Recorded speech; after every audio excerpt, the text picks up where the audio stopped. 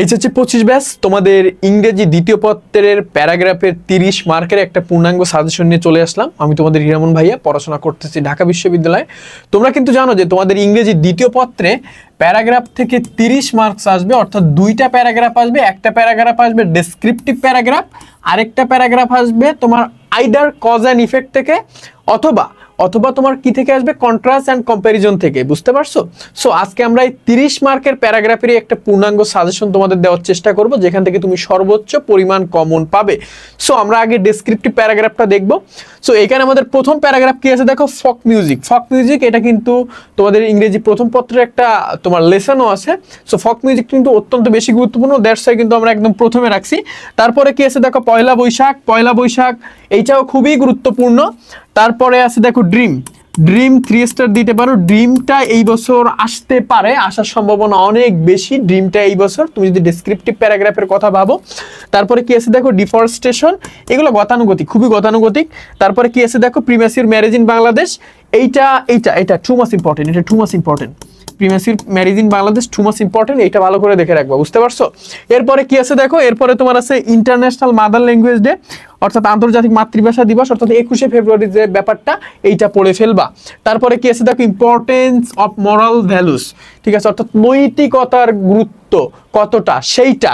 তারপরে কি আছে, use and abuses of internet, এইটা আগে গুরুত্বপূর্ণ ছিল যখন ইন্টারনেটের ব্যবহার অনেক বেশি শুরু হয় প্রথম, বাট এখন ততটা গুরুত্বপূর্ণ না, তারপরে পড়ে ফেলবা।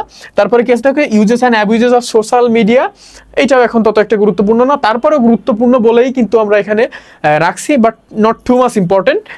তারপরে আছে দেখো মডার্ন টেকনোলজি একটু পড়বা, ঠিক আছে। তারপরে কি আছে দেখো, ফিমেল এডুকেশন বর্তমান কনটেক্সটে খুবই গুরুত্বপূর্ণ, ফিমেল এডুকেশনটা একটু পড়ে ফেলার চেষ্টা করবা। এবার আমরা একটু দেখবো যে তোমার কজ অ্যান্ড ইফেক্ট অ্যান্ড তোমার কন্ট্রাস্ট অ্যান্ড কম্প্যারিজনের যে ব্যাপারগুলো সেইগুলা। সো আমরা আগে কজ অ্যান্ড ইফেক্টটা একটু দেখবো। কজ অ্যান্ড ইফেক্টের ভিতরে আমরা কোন প্যারাগ্রাফগুলো রাখছি। এখানে প্রথম আছে দেখো চাইল্ড ম্যারেজ, ঠিক আছে, চাইল্ড ম্যারেজ আর তোমার ওই যে প্রিম্যাচিউর ম্যারেজ, ওইটা কিন্তু সেম, বাট এখানে একটু আলাদা কনটেক্সটে লেখা লাগে, এটা কিন্তু তোমরা জানো, এটা পড়ে ফেলবা।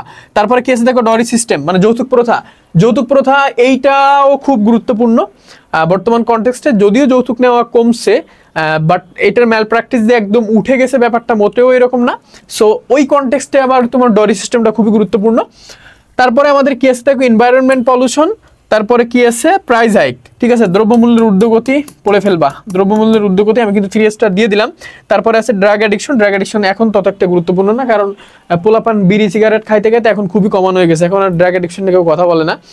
তারপরে কি আছে, তারপরে আমরা একটু দেখবো তোমার যে লাস্টটা, সেটা হচ্ছে গ্লোবাল ওয়ার্মিং এখনো একটু ব্যাকডেটেড, বাট তোমার এটাও গুরুত্বপূর্ণ, ঠিক আছে। এখানে যতগুলো গুরুত্বপূর্ণ আমি কিন্তু সবই দিছি, তারপরে আমি মোস্ট ইম্পর্টেন্টগুলো আমি আবার লিখে দিছি বা 3 স্টার দিয়ে দিচ্ছি, এটা একটু মাথায় রাখবা।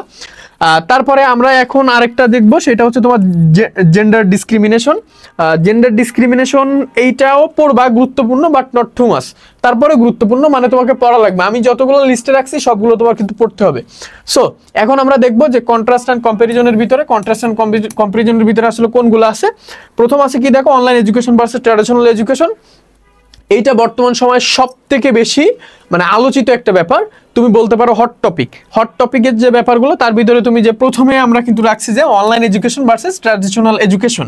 তারপরে কি আছে দেখো, city life and village life, এটা 2019 সালের দিকে খুবই আলোচিত ছিল, এখন ওইটা তত পরিমাণ আলোচিত নাই। তারপরে কি আছে দেখো, junk food versus healthy food, এইটা একটু দেখতে পারো, এটা মোটামুটি গুরুত্বপূর্ণ কিন্তু আছে।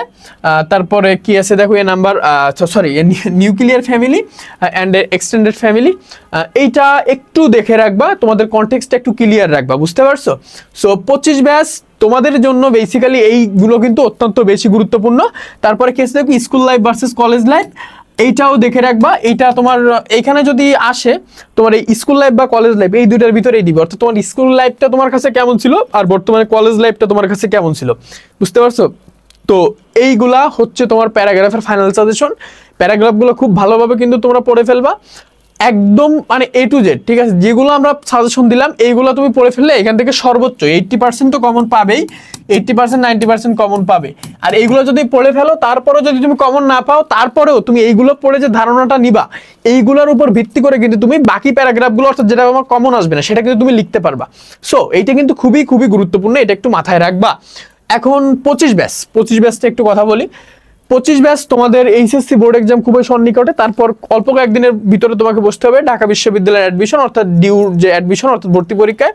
সো তোমাদের জন্য কিন্তু এখন যে অল্প সময়ের ভিতরে ফাইনাল রিভিশন হিসেবে ইংলিশ বাংলা আইসিটির সাথে আমাদের একটা কোর্সের ভিতরেই তোমরা পেয়ে যাচ্ছ ঢাকা বিশ্ববিদ্যালয়ের প্রি অ্যাডমিশনের একটা পূর্ণাঙ্গ প্রস্তুতি।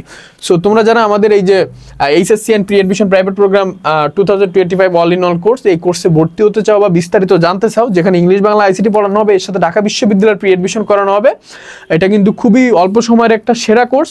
এইটা সম্পর্কে যারা জানতে চাও বা ভর্তি হতে চাও, তোমরা কিন্তু দ্রুত আমাদের এই নাম্বারগুলো, যে কোনো একটা নাম্বারে কল করতে পারো বা হোয়াটসঅ্যাপ করতে পারো বা আমাদের পেজে মেসেজ দিতে পারো বা আমাদের কমেন্ট সেকশনে কিন্তু বিস্তারিত দেওয়া থাকবে, এখানে কিন্তু তোমরা দেখে নিতে পারো।